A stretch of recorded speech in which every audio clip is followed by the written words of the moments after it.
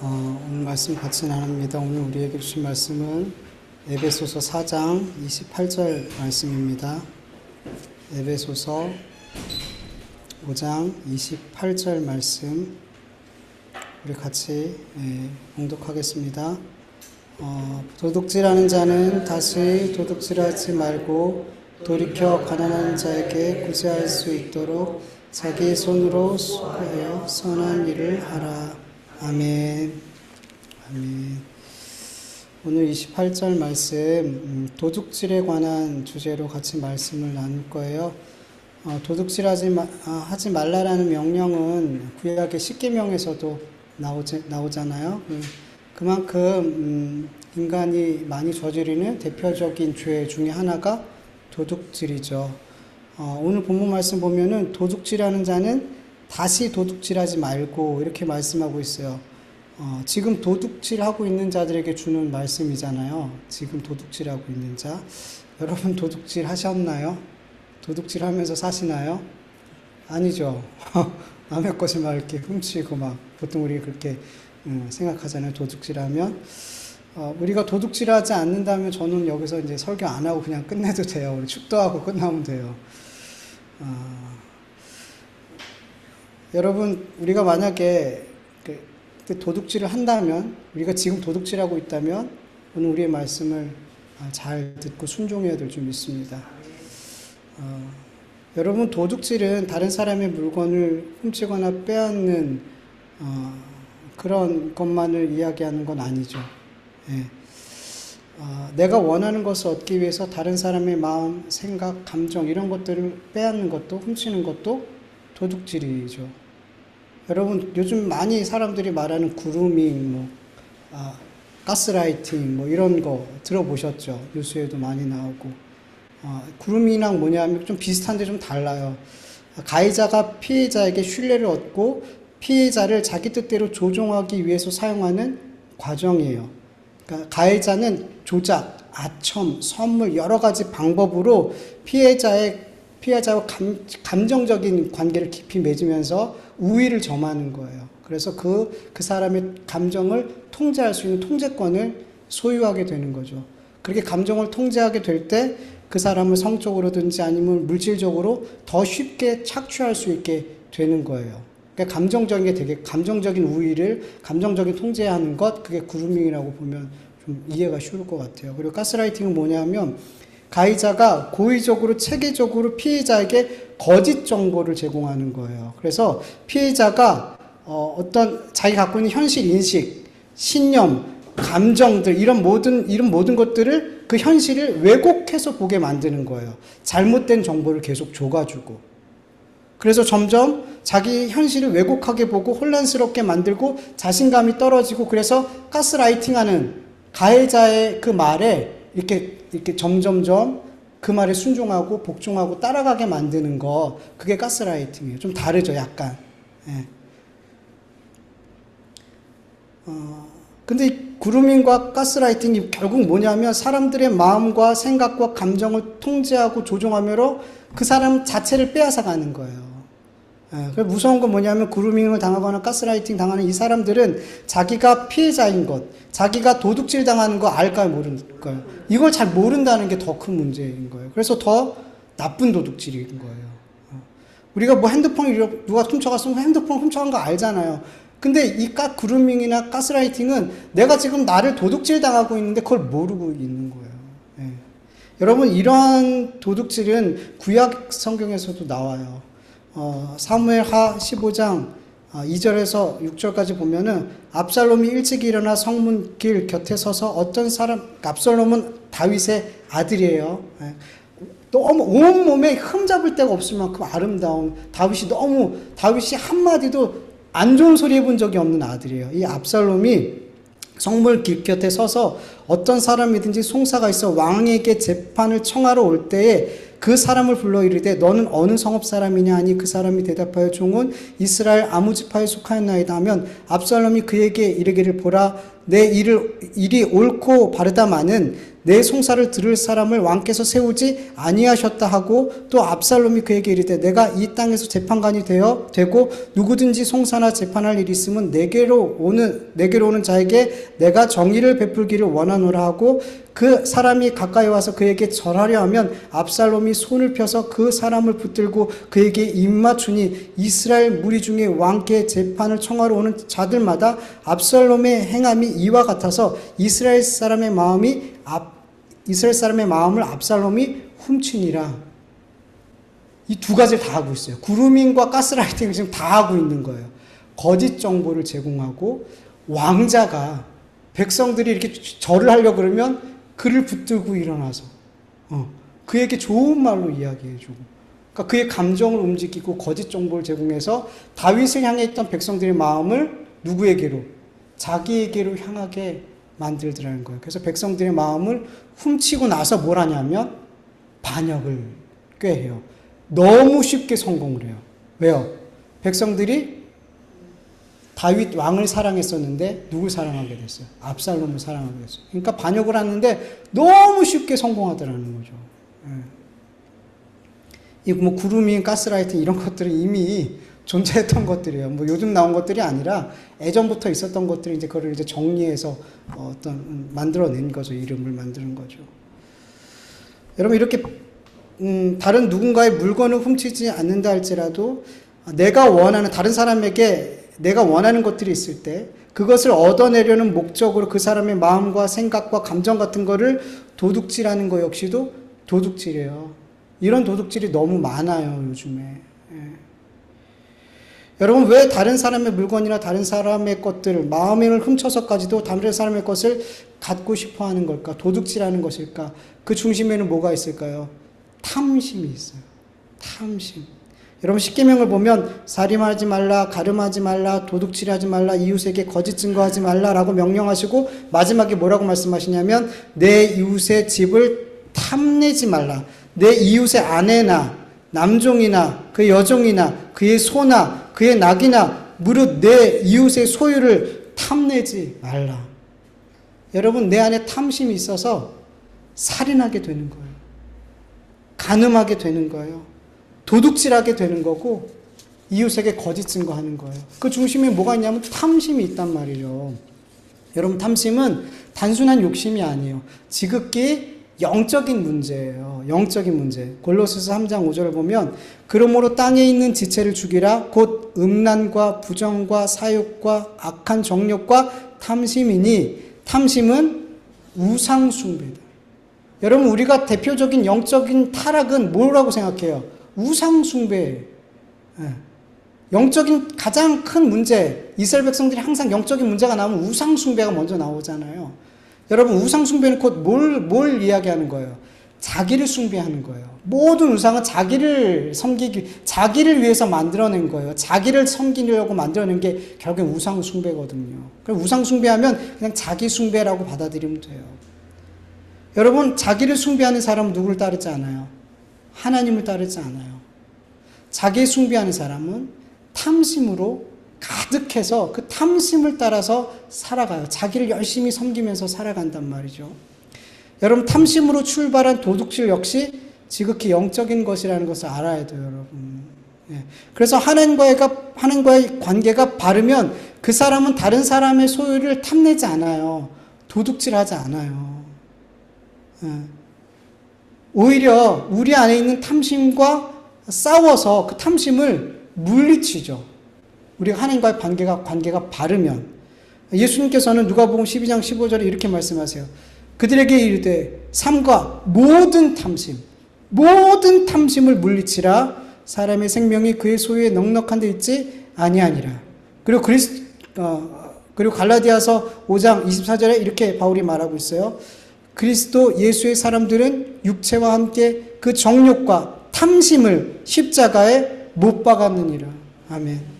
여러분, 탐심과 싸워 물리친 자들은, 십자가의 그 정욕과 탐심을 못 박은 자들은 그 탐심을 따라서 다른 사람의 것을 도둑질하지 않아요. 여러분, 그러나 하나님과의 관계가 바르지 못한 사람들은 그 탐심에 사로잡혀요. 여러분, 탐심이 얼마나 무서운지 몰라요. 여러분, 우리가 어떤 욕심, 뭔가를 갖고 싶어하는 욕심이 확 일어나잖아요. 이게 잘 안 없어져요. 이걸 통제하기가 너무 어려워요. 하나님과의 관계가 바르지 못한 사람은 탐심에 사로잡히는 경우가 너무 쉽고 너무 쉬워져요. 그래서 하나님께서 나에게 주신 것들에 대해서 만족 못해요. 여러분, 하나님과의 관계가 바르면 바울의 고백처럼 모든 것에 자족해요. 모든 상황에서 자족할 수 있어요. 하나님과 관계가 바르면. 근데 하나님과 관계가 바르지 못하면 내 삶에 하나님께서 나에게 주어진 것들에 자족하지 못해요. 그게 뭐 물질이든 관계든 뭐 건강이든 무엇이든 간에 자족할 수가 없어요. 계속 욕심을 낸단 말이죠. 그래서 다른 사람의 것까지도 내가 갖고 싶어하는 그런 욕심으로 그 사람의 것들을 갖기 위해서 도둑질하고 뭐 이런 죄들을 짓게 된다는 거죠. 근데 여러분, 여기서 중요한 것은 하나님을 믿는다고 하는 자들이 탐심을 따라 다른 사람의 소유의 욕심을 내어 도둑질할 땐 항상 먼저 어떤 일이 있냐면 하나님의 것을 먼저 도둑질한다는 거죠. 여러분, 믿는다고 하는 자들이 탐심을 내고 다른 사람들의 것을 도둑질할 때는 앞서 어떤 일이 있다고요? 하나님의 것을 먼저 도둑질하는 삶을 살고 있더라는 거죠. 여러분, 말라기서 3장 8절에서 9절을 보면 하나님께서 이스라엘 백성들에게 이렇게 말씀하세요. 사람이 어찌 하나님의 것을 도둑질하느냐? 그러나 너희는 나의 것을 도둑질하고 말하기를 우리가 어떻게 주의 것을 도둑질하였나이까 하는도다. 이는 곧 11조와 봉헌물이라. 너희 곧 온 나라가 나의 것을 도둑질하였으므로 너희가 저주를 받았느니라. 아멘. 여러분, 하나님의 백성들이 타락할 때 그 전에 반드시 하나님과의 관계가 문제가 생겨요. 하나님과의 관계가 문제가 생겼을 때 두드러지게 나타나는 증상이 뭐냐면 하나님의 것을 도둑질한다는 거예요. 하나님의 것을 도둑질해요. 여러분, 우리도 이런 질문을 하잖아요. 우리가 어떻게 하나님의 것을 도둑질할 수 있어요? 우리가 어떻게 하나님의 것을 감히 말라기 선지자 시대에도 이런 질문을 똑같이 한 거예요. 이 질문의 의미는 뭐예요? 우리는 하나님의 것을 도둑질할 수 없어요. 우리가 어떻게 하나님의 것을 도둑질해요? 이런 질문이잖아요. 이런 의도로 질문한 거잖아요. 그런데 하나님은 그럴 수 있다. 너희가 하나님의 것을 도둑질할 수 있다라고 말씀하세요. 그게 뭐예요? 하나님의 것을 어떻게 도둑질한다고 말하는 거예요? 하나님께 마땅히 드려야 될 11조와 봉헌물을 드리지 않는 것. 이게 하나님의 것을 도둑질하는 거래요. 레위기 27장 30절에서 32절 보면 그리고 그 땅의 10분의 1 곧 그 땅의 곡식이나 나무 열매는 그 10분의 1은 여호와의 것이니 여호와의 성물이라. 또 만일 어떤 사람이 그 11조를 물으면 그것의 5분의 1을 더할 것이요 모든 소나 양의 11조는 목자의 지팡이 아래로 통과하는 것의 10번째 것마다 여호와의 성물이 되리라. 아멘. 10분의 1은 여호와의 거라고 분명히 얘기하고 있어서 그래서 11조는 10분의 1은 반드시 하나님 앞에 드려야 되는 성물이라고 성경은 말씀하고 있어요. 그리고 하나님 앞에 제사를 드릴 때 그 갖고 오는 제물, 이 봉헌물, 이것도 하나님께서 받으시는 드려야 될 마땅한 성물이죠. 빈손으로 하나님 앞에 올 수 없었죠. 반드시 하나님 앞에 드릴 성물을 갖고 와야 됐단 말이에요. 그건 다 하나님의 거라는 거죠. 그런데 여러분, 정말 이스라엘 백성들이 11조를 드리지 않고 봉헌물을 드리지 않았을까요? 드렸어요. 분명히 그들은 드렸어요. 11조도 드리고 봉헌물도 드렸단 말이죠. 그런데 하나님께서는 왜 그들이 내 11조와 봉헌물을 도둑질했다고 말씀하시는 걸까요? 그들이 드린 11조 봉헌물을 하나님께서 안 받으셨기 때문이에요. 왜 안 받으셨을까요? 하나님께서 받을 수 없는 것을 드렸기 때문에. 하나님께서 받을 수 없는 것을 드리고 하나님 받으세요 하니까 하나님이 나 그런 거 못 받아 그랬어요. 하나님이 못 받으시면 어떻게 된 거예요? 안 드린 거죠. 안 드린 거예요. 안 드린 거기 때문에 그들은 하나님의 것을 도둑질한 거예요.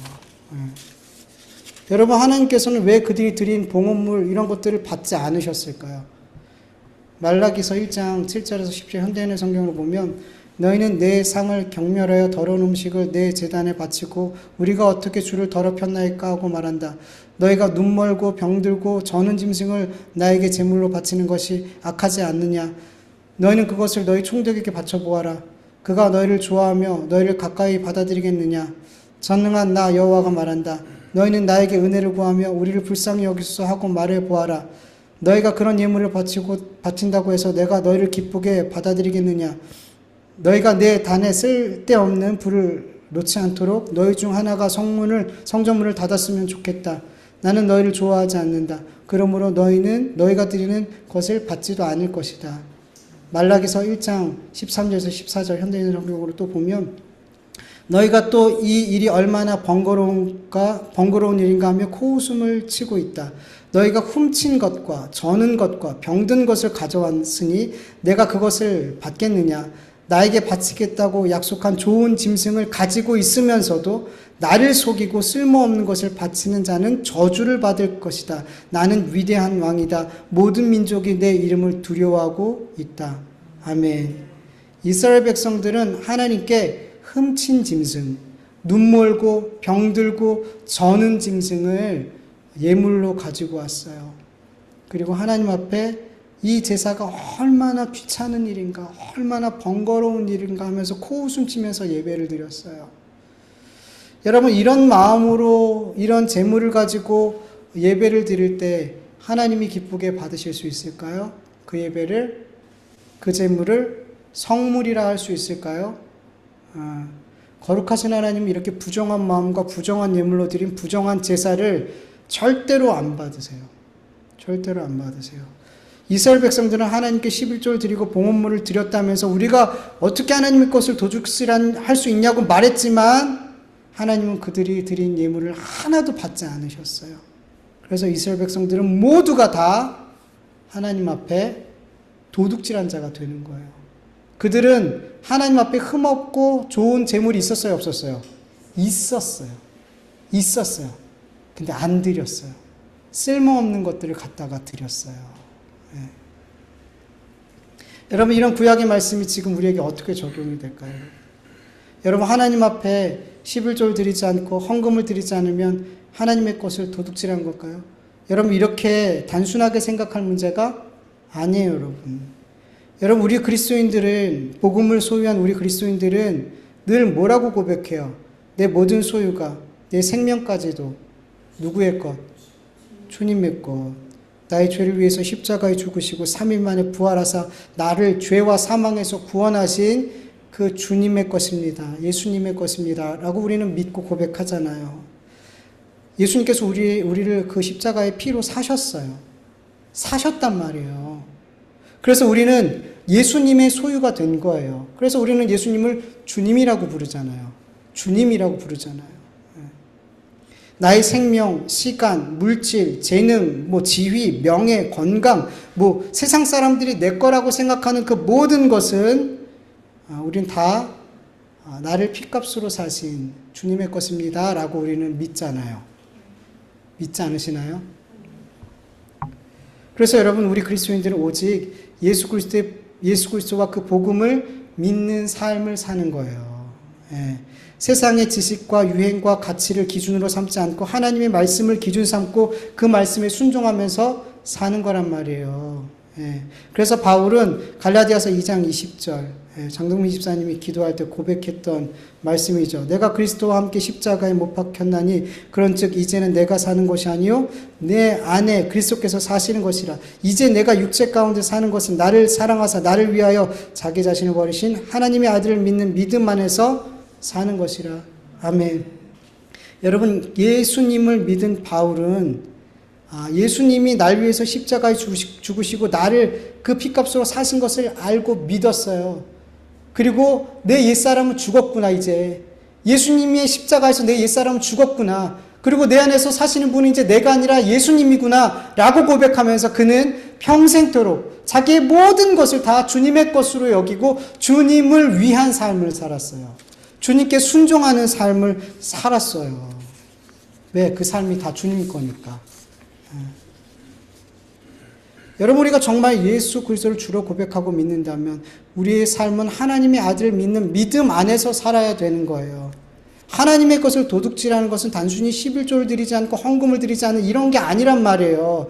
주님의 소유된 나의 생명과 물질과 시간과 재능을 내 마음대로 사용하고 내 마음대로 살아가는 것 자체가 주님의 것을 도둑질하는 거라는 거죠. 여러분, 이것을 우리가 믿어야 돼요.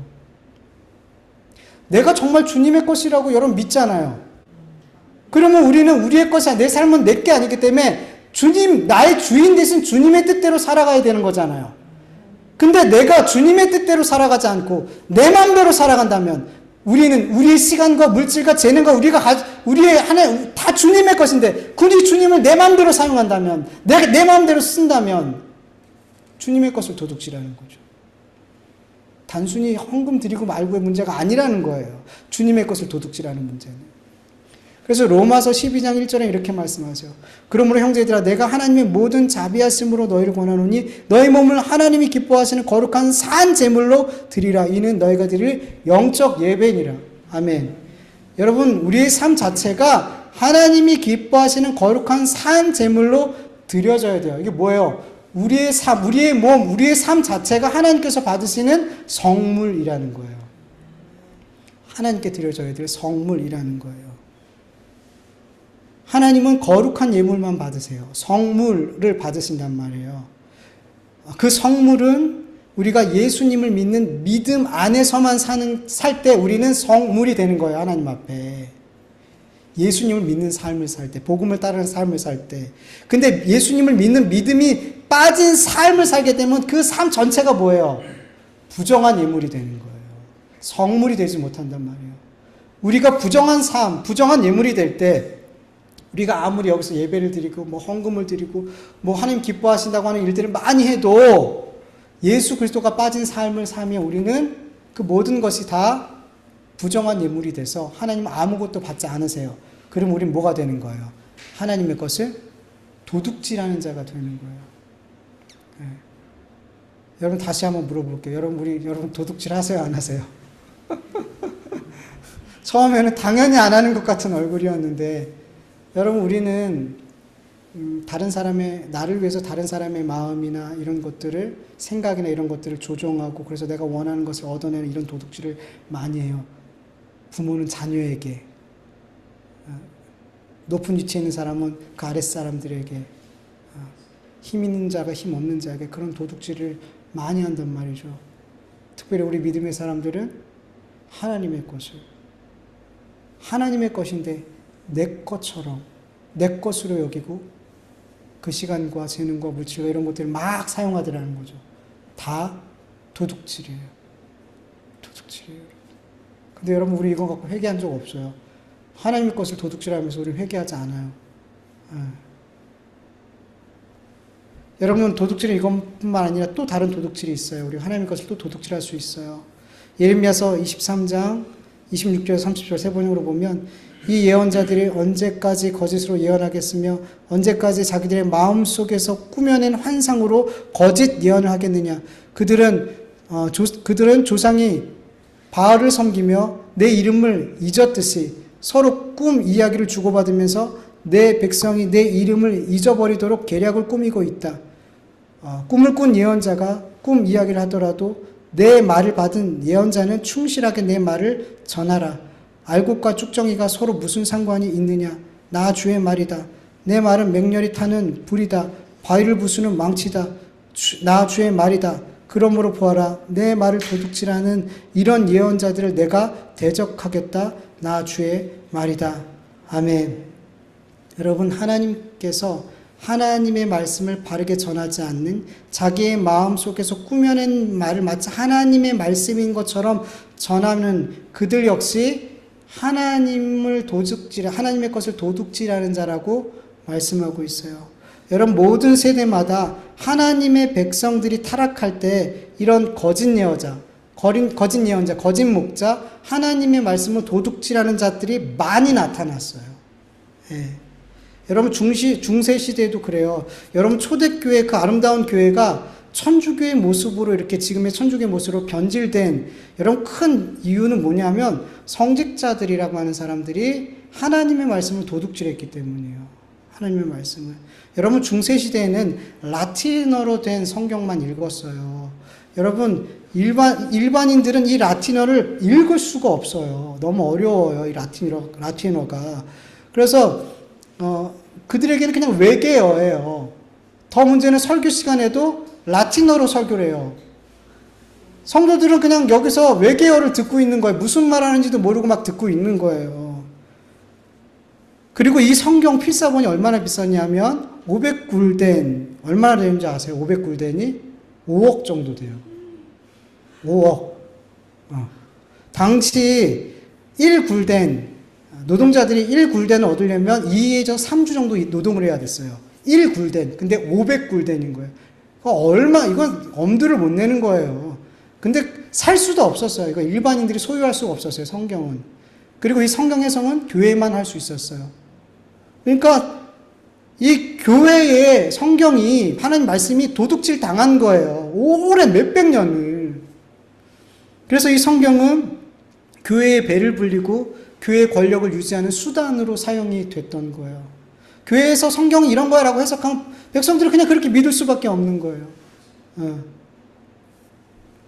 그런데 종교개혁을 통해서 이 성경을 일반인들도 읽을 수 있게 되었어요.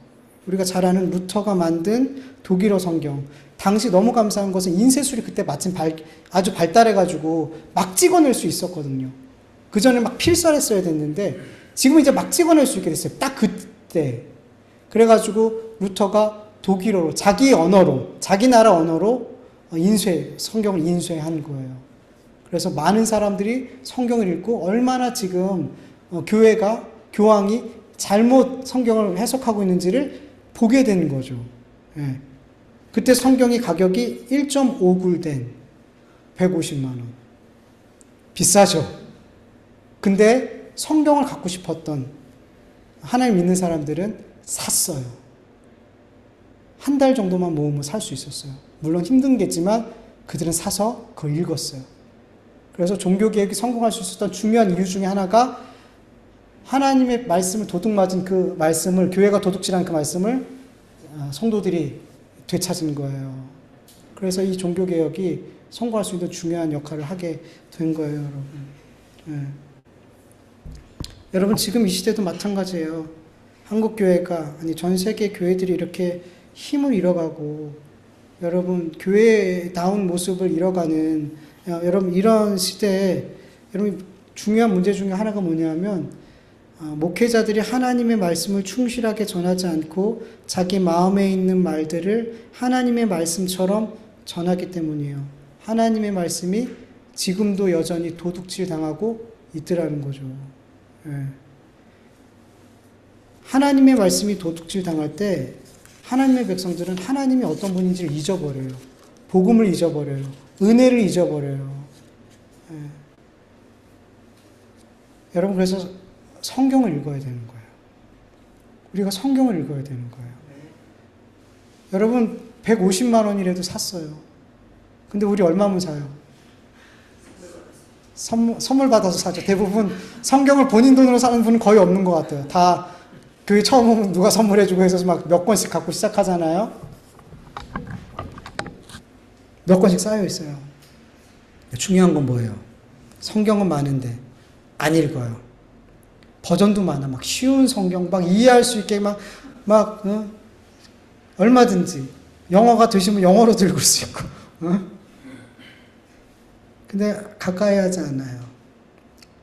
시간이 없죠, 여러분. 피곤하시죠. 근데 그런 모든 이유를 대도 내가 알아요. 이 이유가 내가 말씀을 읽지 않는 이유가 되지 않는 거를 우리는 알아요, 몰라요? 모른다면 진짜 그 안에 주님이 안 계실 수도 있어요. 알아요, 여러분. 우리는 어떤 이유를 갖다 대도 내가 말씀을 가까이 하지 않는 건 이유가 될 수 없다는 걸 알아요.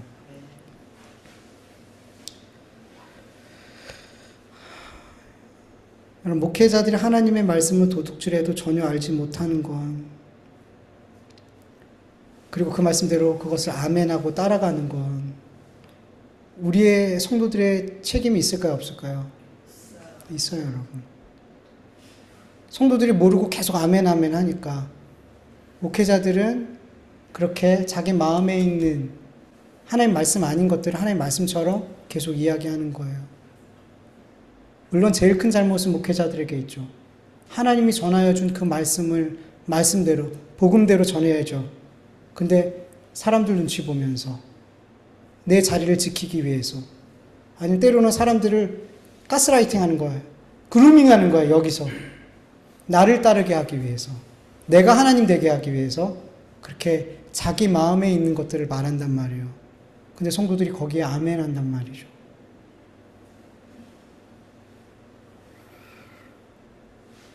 여러분, 신학교를 나오지 않아도 여러분 하나님의 말씀을 읽을 때 그 말씀을 깨닫게 해주시는 분이 누구예요? 성령님이잖아요.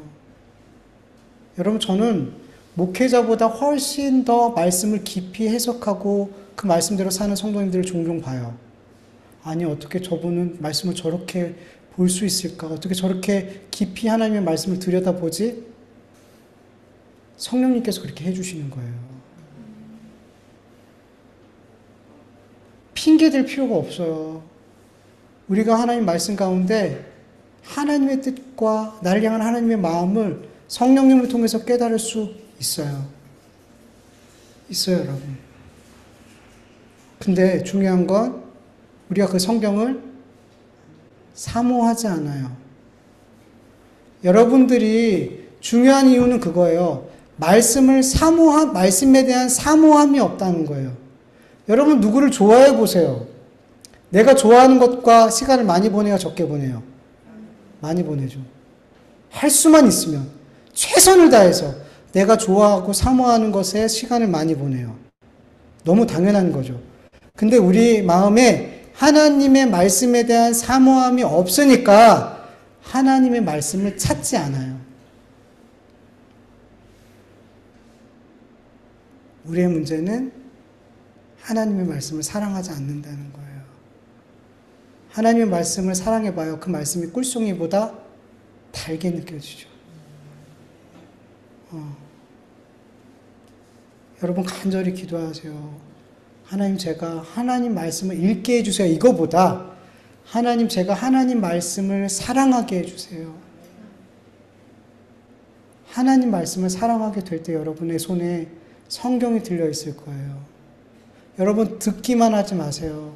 여러분이 읽으세요. 기도하시고, 성령님, 오늘도 제가 말씀 한 절 한 절 읽을 때 이 말씀 속에서 하나님, 저에게 하나님의 마음을 들려주세요. 제가 어떤 삶을 살아야 될지 깨닫게 해주세요. 라고 기도하면서 여러분 말씀 읽잖아요. 그럼 여러분 성령께서 여러분에게 깨닫게 해주시고 여러분이 어떤 삶을 살아야 될지 그 길을 인도해 주실 줄 여러분 믿으시길 축원합니다. 반드시 그렇게 해주실 거예요.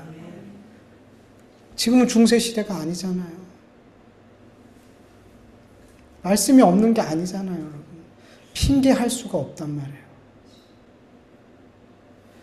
여러분, 우리가 하나님의 말씀이 주어졌는데도 불구하고 우리가 하나님의 말씀을 사모하지 않고 그 말씀대로 살지 않은 것 자체가 뭐 하는 거예요? 하나님의 것을 도둑질하는 거예요, 여러분. 이것도 거짓 말씀을 전하면서 하나님의 말씀을 도둑질하는 것도 도둑질이지만 그 말씀을 읽지 않고 그 말씀대로 살지 않는 것 자체도 우리가 하나님 것을 도둑질하는 삶을 사는 거예요.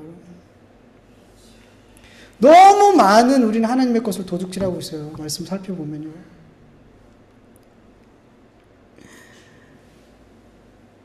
여러분, 하나님은 성경 말씀처럼 하나님의 것을 도둑질하는 자를 대적하세요.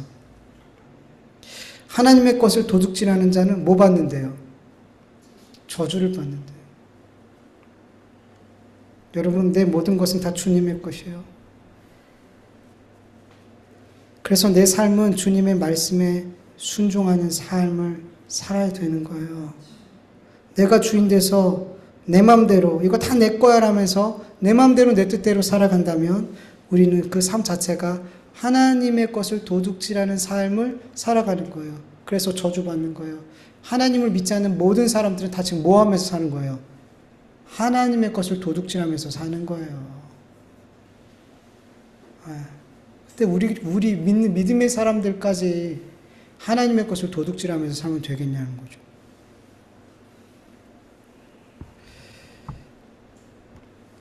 오늘 본문 28절을 다시 보면 도둑질하는 자는 다시 도둑질하지 말고 돌이켜 가난한 자에게 구제할 수 있도록 자기 손으로 수고하고 선한 일을 해라. 여러분, 우리가 도둑질을 하지 않는 삶, 그리고 하나님의 것을 도둑질하지 않고 사람의 것을 도둑질하지 않는 삶을 사는 어떤 적극적인 삶의 모습은 뭐냐면 자기 손으로 수고하고 애써서 다른 사람을 돕는 거예요. 다른 사람을 섬기는 거예요. 단순히 도둑질하지 말아야지 이게 아니라, 여러분, 단순히 도둑질하지 말아야 이것보다 더 힘있게 우리가 도둑질하지 않는 삶을 사는 건 그 반대의 삶을 사는 거예요. 도둑질은 다른 사람의 걸 빼앗는 거잖아요. 근데 내 수고한 것으로 나누는 삶을 사는 것은 도둑질과 완전 반대되는 삶이죠. 그 적극적인 삶을 살게 될 때 우리는 도둑질하는 삶과 거리가 멀어지는 반대의 삶을 살게 되는 거예요. 여러분, 받는 것보다 주는 게 복되다 그러죠. 여러분, 이 삶은 살아본 삶만이 알아요. 이게 정말 복된 삶이라는 걸. 받는 것보다 주는 게 더 기쁘다라는 거는 경험해 본 사람만 알죠. 그래서 여러분, 도둑질하는 삶보다 내 힘으로 수고하고 나누는 삶이 훨씬 더 행복한 삶이라는 것을 경험해 보면 안단 말이에요. 그래서 내가 힘써 수고하고 나누는 삶을 살게 되면 우리는 자연스럽게 다른 사람 것을 빼앗는 삶, 하나님의 것을 빼앗는 도둑질하는 삶과는 멀어지는 삶을 살 수밖에 없게 되는 거예요. 돌이키래요, 여러분. 우리는 다른 사람의 것을 빼앗고 하나님의 것을 빼앗고 도둑질하는 것에서 내 소유가 많아지는 것에서 행복을 느꼈다면, 그게 만족으로 느꼈다면 거기서 돌이켜서 내가 수고하고 애써서 내 것을 나누는 삶으로 가야 되는 거예요. 그 삶이 내 삶에 경험되어져야 되는 거예요. 그러면 그 삶을 계속해서 쫓아갈 수밖에 없게 되는 거예요. 왜? 그게 더 기쁘니까. 그게 더 행복하니까. 그게 더 그게 말할 수 없이 하나님을 기쁘시게 되는 삶이라는 것을 하나님이 알게 하시니까 그 삶을 가게 되는 거라는 거죠. 여러분, 우리가 하나님의 말씀을 이런 삶이 하나님이 원하는 삶이다라는 것을 우리가 계속 배우잖아요. 과거에 내가 어떤 삶을 살았는지 별로 중요하지 않아요. 지금 하나님의 말씀이 들려졌을 때 오늘부터 내가 이 말씀처럼 살아야지, 내가 이 말씀의 방향을 따라 내 삶의 방향을 바르게 잡아야지. 여러분, 이게 너무 중요한 거예요. 우린 계속해서 우리 신앙의 삶의 모습에서 계속 나누게 될 텐데 그 말씀을 계속 쌓이잖아요. 그 말씀들이 지금 거짓말하지 말아야 돼, 도둑질하지 말, 계속 쌓이게 될 텐데, 여러분, 이거를 저는 이렇게 했으면 좋겠어요. 진짜 한 주만이라도 이 말씀 기억하면서 살아보자. 한 주만이라도. 여러분, 그랬으면 좋겠어요. 한 주만이라도 내가 거짓을 멀리하고 진실된 삶을 살아보자. 한 주만이라도 내가 사람의 것을, 하나님의 것을 도둑질하지 말고 내가 그렇게 살아보자. 그렇게 한 주씩 살아보자고요. 한 주씩. 많이도 아니에요. 근데 그 한 주 한 주가 우리의 삶을 변화시킬 거예요. 예수 그리스도를 닮은 사람으로, 그리스도인으로서 변화시킬 줄 믿습니다. 오늘부터 시작하시면 되는 거예요. 우리 같이 말씀을 기억하면서 잠깐 기도드리죠.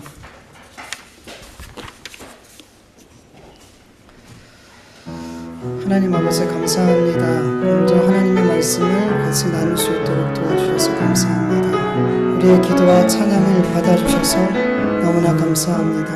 하나님, 예배 가운데 아버지 하나님, 우리가 하나님의 말씀을 단 한 주라도 아버지 하나님, 내가 묵상하고 그 말씀대로 살아갈 수 있도록 하나님 힘을 주시옵소서. 하나님 은혜 주시옵소서. 하나님 많은 것을 지키려는 게 아니라 아버지 나에게 들려진 그 마음, 그 말씀을 붙들는 삶, 생각하고 묵상하는 삶이 되고 그 말씀으로 씨름하는 그 한 주 한 주의 삶이 되어질 때 단 한 말씀이라도 가지고 씨름하는 삶이 점점 더 내 삶이 예수님을 닮은 삶으로 변화시켜 갈 줄 믿사오니 하나님 도와주시옵소서. 많은 말씀을 지키려는 그 부담감보다 나에게 오늘 주신 그 말씀, 이 말씀을 가지고 살아야지, 이 말씀을 가지고 살아야지. 그렇게 그 말씀을 붙들고 기도하며 그 말씀으로 순종하며 살고 씨름할 때 아버지 정말 우리를 변화시켜 주시옵소서. 우리를 말씀의 사람, 순종의 사람, 하나님을 따르는 사람의 삶으로 변화시켜 주시옵소서.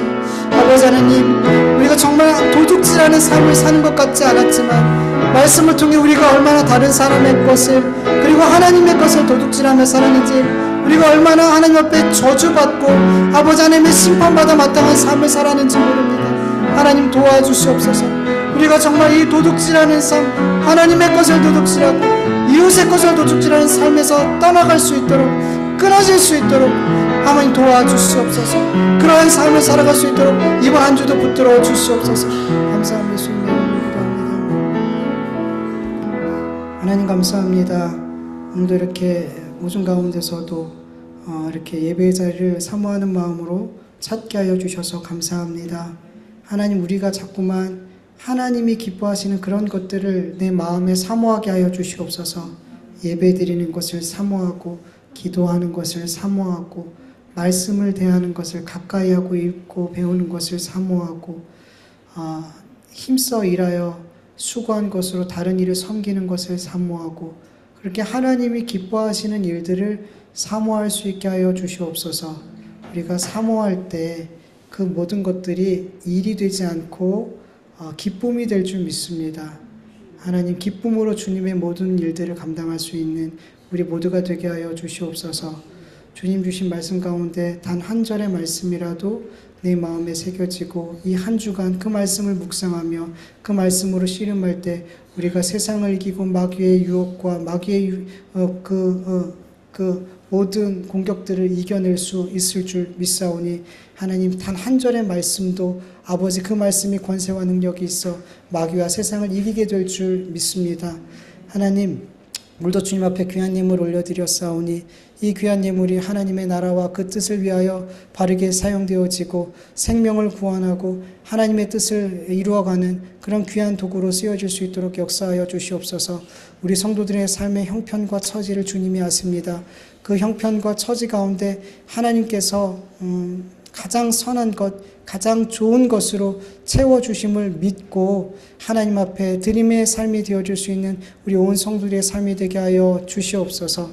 이제는 우리 주 예수 그리스도의 은혜와 하나님의 다하심이 없는 사랑하심과 성령님의 인도하심과 교통하심과 충만하심이 사람의 것을, 하나님의 것을 도둑질하지 않는 삶을 살기를 원하는 하나님의 자녀들과 그 가정과 그 일터와 교회 위에 이제로부터 영원토록 함께할지어다.